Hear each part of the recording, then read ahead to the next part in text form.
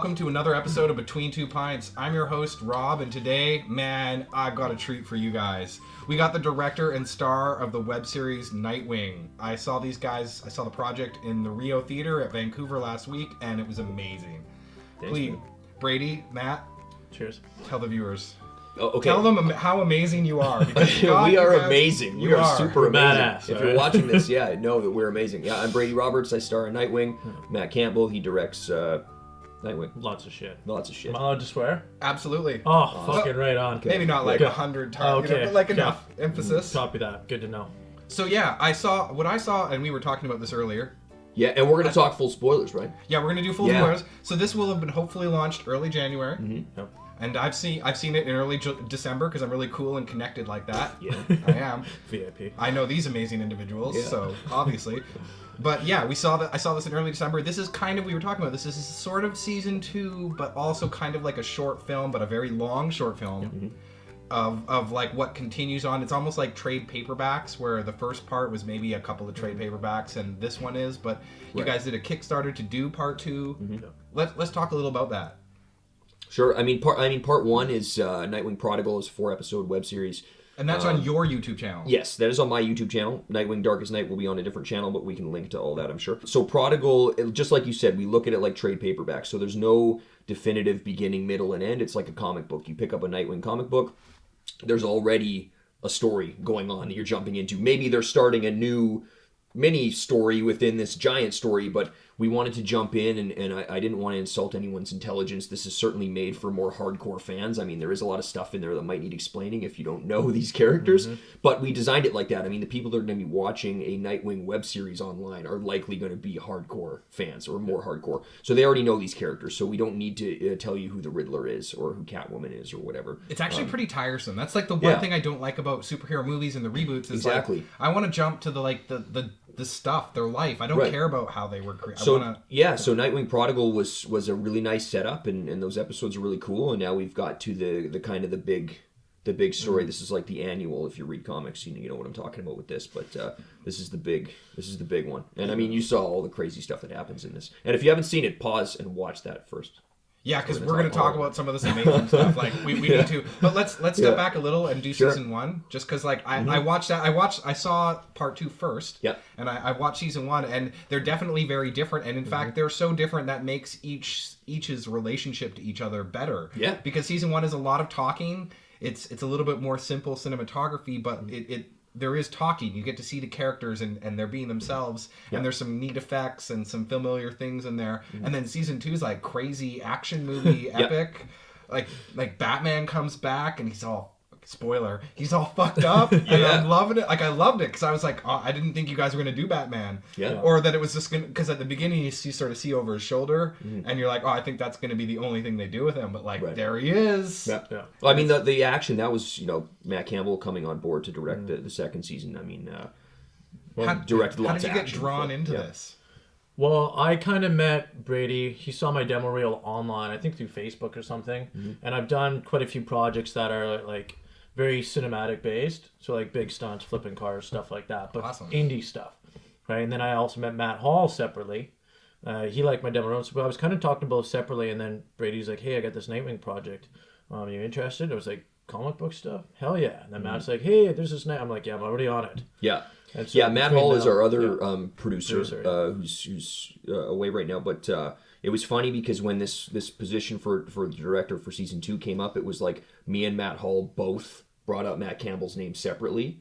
And then it was like he was our number one and really only choice, and to get him was awesome. And then same thing happened with Byron, our director of photography. It was like he was all of our first choice, and it was like if we don't get him, we don't know what we're gonna do. Yeah. But luckily we got those people, and once we had that team, it was like. I have to admit, when I found out how much you guys raised through Kickstarter, I thought you raised a lot more. Seeing it, I was like with your experience, you clearly got a lot of bang for your buck. Well, we definitely paid a lot more. Than Thank you guys for Kickstarter, but that was a small portion. And to jump in there, most Kickstarter projects that look this good, you have to assume that the creators put in a huge amount of their own money and time and sweat and possibly blood. I did put in real blood, actually, especially in the first season. There's a scene where I fight Solomon Grundy. You see that at the end of episode 1? Yeah, I thought that was Solomon Grundy. He punches me so hard in the chest. My buddy Pete, fuck Pete, I'll never let you down, let this down. But he punches me so hard in the chest that the zipper on my costume busted my chest open. So I pull it down and there's blood all over my chest, and so I literally did bleed for this show, guys. That's true love. Literal blood went into this show. So what's next? For Nightwing or just in general? Yeah, I don't know, and we can cut this part. Do you want to talk about the next thing briefly? Sure, let's do it. Yeah, absolutely. We've got a potential project here with, actually we're doing it, with Frostbite Pictures. Wow, that's really cool. And it's a digital series, so short form content that we're going to be talking to online distributors for. And it's based around this girl, Lilith, who is being raised by the church to essentially fight evil, but her father is actually the devil. Wow. And so it's kind of like, there's a little bit of that, the darkness and the grittiness of, sacrificing virgins and stuff like that. Yeah. But there's some pretty cool action in it, a lot of style, and we've got a very talented actress coming out named Cassandra Ebner. That's awesome. Who's got she does YouTube and stuff like that. She does stunts. She was just on Game of Thrones doing stunts over there. Oh, wow. No big deal. Cassandra, no big deal. I think you probably know met her. Does she know? She's friends with Stacey and Mike. Oh, Mike and I have met her. Yeah. I've met her. She was dressed as like Ash from League of Legends. I think I met her at a con last year, and I was like, "Damn, that's awesome! I used to play Ash." No, she's a badass. That's chick, wononderful. so. She's also really cool and really nice cool, to hang out with. Yeah. Wow. It's a little Buffy the Vampire Slayer. It's a little supernatural. It's going to be really cool, and we've got a lot of the same team. With Matt directing and Byron shooting. I mean, it's a lot of the same team from Nightwing, right? So if you like Nightwing: The Darkest Night, and you will, and you've already watched it. So this is a lot of the same team. So we'll be posting all the Demon X stuff on the Nightwing page, so you guys can watch it as well. That's super exciting. And they're paying me to direct. Yes, I'm not paying money to direct. What a strange concept! It's amazing. Wow, that's special, dude. Yeah, that's like really special. It's good. I'm like, you don't need $5,000 to give me a couple days to direct. Here, no, wow, I'll take it. That's very impressive. But after Nightwing, I'm not surprised. Like I have aspired to be paid as a director one day, and yeah, man, like it was Nightwing 2 was great. And it was Nightwing that got us this job, right? Yeah. I mean, it was so they came and watched us on set. Yeah, so to see us directing, and then it ended up approaching us saying, "Yeah, we want you guys to produce this for us." Yeah, that's great. And we said, as long as we can keep the team together, then yeah. That's super exciting. Yeah, wow. It's good. So let's jump back to Nightwing. Let's talk about, I don't know, what was the best thing and the worst thing about it? Oh, that's... I mean, the worst thing, I think, is just it's always an uphill battle. I mean, when you're making any independent film on a very small budget, and we had a very small budget, and we were trying to do a lot of very ambitious stuff. This is spoiler-tastic. Yeah. The Fall. The Fall. Let's talk about the Fall. Is that a worst or a best moment? Or is that okay? This guy wanted that Fall from the beginning, and he stuck with his guns, and it looked amazing. As a filmmaker of safety, I was like, Okay, so when it came down to my normal stunt coordinator is a guy named Leif Habdale, just won the UBCP stunt actor award twice in a row. So you got people. I have amazing stunt people who come out and want to do stuff for me all the time, just because they like working with us, and I like to create unique stunts. And it was pretty awesome. When we started this, I was like, yeah, you know what? We'll throw them off a roof into an airbag. And I had everyone's like, no, you're not doing that. No, you can't. We'll kill people. And I got very serious for the first time with all these people I just wanted to work with. I was like, no. I was like, you have to trust me. You have to trust the professionals they bring out. Watch, we can do this, and we'll kill it. And so they're like, okay. And then we did. We brought the guys out. They were falling 45 feet into the airbag. Got some pretty cool shots. They must have fell like 15 times. They fell like 15 seriously times. So many times. Yeah. It was great. And there's there's emotion to that because you don't know if Batman's surfacing enough to turn you around or what's it's all I don't know. It was amazing, but there was a part of me that's actually made that shit and or not that, but it's just been like I did a mimed sword fight because then you're not having actors holding swords. Right. Let alone 45 feet falls. Yeah. I mean, we luckily had not all the fight choreography looks amazing too, but it looks super awesome. The stunt guys we had are amazing, and these guys work on all the big films and all the big shows. And I'm sure if you're watching this, you watch Arrow and Flash and all the other DC shows, and these guys work on all of those shows. So we definitely didn't cheap out on the stunt side for sure. It definitely seemed like a lot of passion and love went into this, which is kind of what I expect from comic stuff. I'm more willing to overlook slight, tiny, minor imperfections. Like season 1 had a few things that were perfect, but Absolutely. it was like even then the passion was there, and like it was so much more magnified in the second season, part 2, whatever you want to call it. Like it's amazing to see that kind of thing because like I love comics, and they cannot make enough content to make me happy. I watch all the animated stuff, I watch TV shows. And anything more, like seeing that was great. Totally. And I'm, I grew up on Batman the Animated Series and reading the comics, and I've been I got a Green Lantern tattoo on my arm. Like, I'm a pretty serious DC nerd. And, I read everything, but DC is really my favorite. So I just viewed it as like, this is our one chance to do a Nightwing show, and we're going to do it properly. Awesome. Yeah. Will To the wall, man. Will there be more? I think we're going to take a bit of time. a lengthy break, financially recover. All of us, I think, would be great. The thing is, I said no last time. So if the world is good and everything is in your corner and you're happy in a year, absolutely.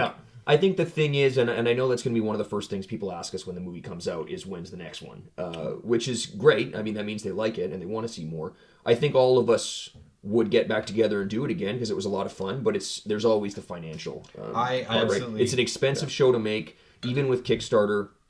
The stuff that we're doing is, and the thing too with Darkest Night is we can't go backwards from this. No. So it has to be equally as badass or hopefully even better, right? So that's just that costs money, and if we can find some money, then maybe one day. Yeah. I mean that Kickstarter paid for 2 nights of lighting. That was it. Yeah. Just for the lighting package and the diesel truck, so we could shoot slow motion for the rooftop fall. Yeah. So, we'll be needing some more money if we do it again. Yeah. I mean, there's endless stories. Totally. There's 75 years of books that we can pull from, and the two seasons we've done weren't even based on any books, right? So there's infinite stories we could tell. So there's certainly no shortage of characters or stories. And you'll see in this there is the post-credit scene, which we can talk about, and there is some hints in there of stuff we can do in the future.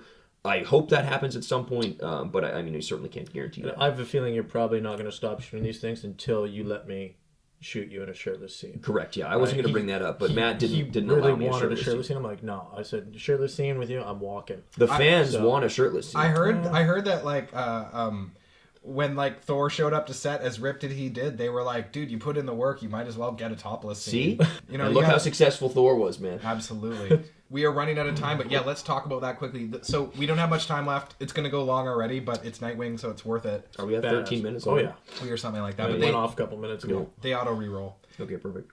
So tell us, if you could only do one more, what would it be? Like if you had an unlimited budget and a 90-minute movie, or 90 minutes. Wow. like a full Like unlimited any movie, any Batman or any Nightwing, like okay. What would it? Any what would, Nightwing sequel. Yeah, if they were like, you can do one more Nightwing movie and then that's it. We've got this other guy that's going to do it for the big DC universe. What would the story be? What would be story? I mean, I can't. I don't want to say the whole story because what if we do it and then I give the whole story away? Sure. Just the post-credit scene clearly points to Red Hood. Red Hood. I think that's the by far the most requested character we get on the YouTube and the Facebook page. Everyone wants to see Red Hood. I've kind of held that card close, and hopefully at some point we'll get to do part 3. And because they mentioned that Tim died, I'm going to stop now. In Nightwing, isn't Tim Drake? No. Tim Sorry. Tim is our little Robin. Right. Sorry. Who you see in part 1 and part 2. They do mention in episode 2 of Nightwing Prodigal that Jason died. Jason, right? Sorry, Yes, I'm really so drunk. I know that it was Jason. In our little Nightwing universe, which the timeline is a little bit different than the regular comics, it's not exactly. But that's fine. Nightwing does believe Jason is dead. Yeah. Okay, and that's because I saw there's the animated. I think there's an animated movie for. There's an Red Hood. amazing animated movie, and I will also say that if we do Red Hood, I think there's some twists in there that I'd like to add, so that we're not going to be doing just a direct adaptation, because I don't want to ever do just direct adaptation. So there would be some things in there that might surprise and probably anger some of you. No, I love how angry people get on YouTube. It's the best. We'll see how angry we get people with The Darkest Night here too, right? Yeah. So I think we pushed it a bit. You guys did great. I don't know. I live in a household of comics. I love to terrorize my roommate. He has our upstairs comic book collection. I will slip in Marvel or non-Batman into the Batman section, and it's just he wanders around for days like, what's wrong? I don't know. Something's wrong, and he can't put it until he finds it. And then what did you think about us killing Batman? Because there's like Ra's al Ghul and all that shit, it's not like you totally made it impossible that he couldn't come back in a later one. Fair. So that, like, as a storyteller, I'm like, that's good. I will say though that I hate when shows bring people back from the dead. Okay. I thought it was a strong choice. In watching season 1, I really enjoyed some of the ideas of like Batman's recently missing, right, and like Nightwing having to do that, and I feel like if there were something they could do or something to do a little bit more before that happens, just to get like milk it a little bit more, because it's a good place. It's like, there's a lot of like just talking scenes that's like, but like I think that it was cool that you killed Batman and strong, because he was like scary and it was dark, and the like with the crazy fall off the roof, it certainly wasn't like, it wasn't like purposely like he stabbed him, or like he wasn't like what is it, Captain Kirk dying in the Generations movie, where it was like lame. Like it was awesome. It was like a suitable death, and he had like a scarier costume, and he was fucked up, and I felt I don't know, I love it. I mean, we killed two main characters. As Oracle. Yes, you did, and actually I like that less. Yep. I won't say that I'm nerd rage, Fair.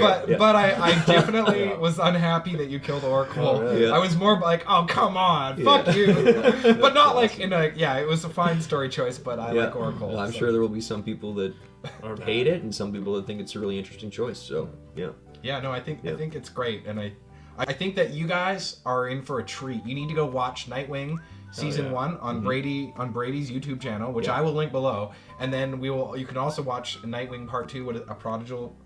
Prodigal is Part 1. The Darkest Night is Part 2. And that'll be up on nightwingtdk.com. Excellent. So I'm direct link to it. Yeah, you guys are in for a treat if you haven't seen it, and hopefully you've already gone and watched it, but these guys have done an amazing job. Thanks, man. Thank you. And I'm very excited. And thanks for like drinking beer with me. Yeah, man. Anytime. Cheers. Cheers.